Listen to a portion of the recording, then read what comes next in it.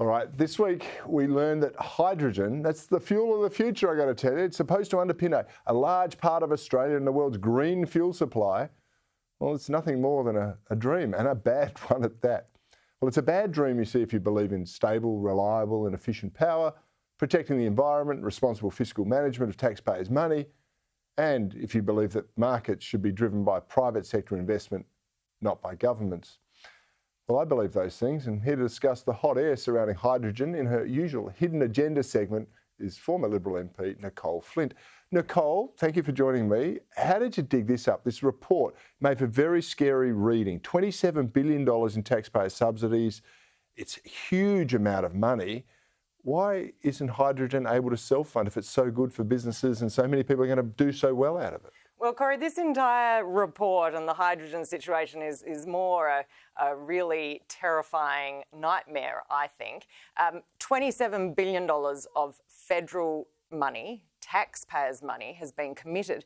But when you add in what the state governments are committing as well, it's $41 billion that is going to be potentially put towards the green dream of green hydrogen, which I firmly believe is going to be a green nightmare. There's huge environmental risks that come with this because the green hydrogen, the holy grail of hydrogen at the moment, is supposed to use renewable energy. So power from solar panels, power from wind farms, to then turn water into hydrogen through electrolysis.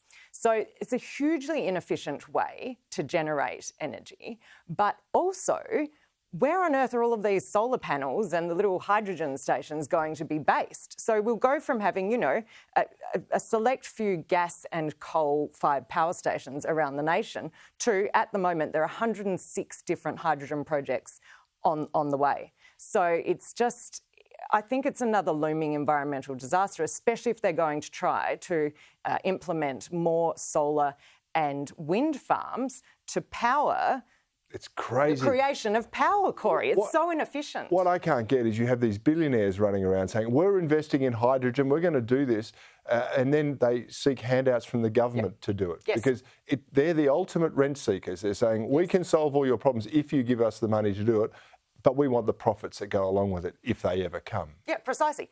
$41 billion of taxpayers' money, Cory. And do you know what the most terrifying part of this report was for me?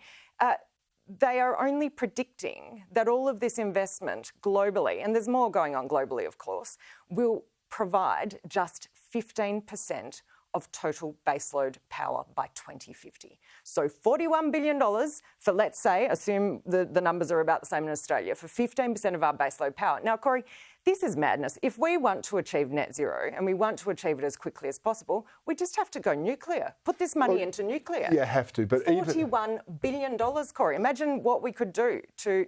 But Nicolle, the whole idea of net zero is a preposterous one.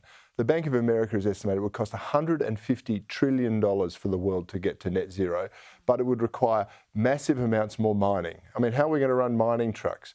It would need all those cobalt mines to be working overtime in the Congo with those poor little slave children. I mean, is that what we're going to do? We're not allowed to use machinery, so we're just going to be, enlisting slave children to go after this stuff. It is madness. Yeah, but that's terrifying as well, and that's appalling. That's unacceptable. But, the government thinks that we can do it through hydrogen. We can use that to power vehicles.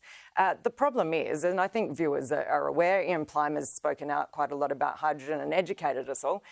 It's very volatile. It's something like 20 times more flammable than petrol. It has to be stored at extremely low temperatures, and it tends to make metal brittle. So the storage and the transportation challenges are enormous here, Cory. So again, if we actually want to achieve net zero and do the right thing by taxpayers and the environment, we have to look at nuclear. Okay. It's proven. Let's jump back then to when the coalition were in government. They had a review of the EPBC Act, the Environmental Protection and Biodiversity Act, I think it was. That was when they could have got rid of the moratorium on nuclear energy and nuclear industry. It didn't endorse nuclear plants. It just said we're not going to be legislating against them. Yes. Why didn't they do something about it? Well, there are a lot of us that were pushing for nuclear, and Look, Cory, as you and I are both well aware, for Australia to have a nuclear-based future and that the submarines are a good start, we need bipartisan support. And seriously, if everyone, all of our decision makers are serious about climate change, net zero, we have to look at nuclear. Why are we wasting up to $41 billion of taxpayers' money for technology that is not proven, and the green hydrogen? I have no problem with other types of hydrogen production. It's quite sensible, it makes sense. But the green hydrogen just doesn't stack up to my mind. And the $41 billion might even pay for one of those nuclear submarines. I mean, we've got bipartisan agreement on submarines now, nuclear submarines in this country. Yes. They are power plants that can go under the sea. Why can't we have power plants that are on top of the sea? Yeah.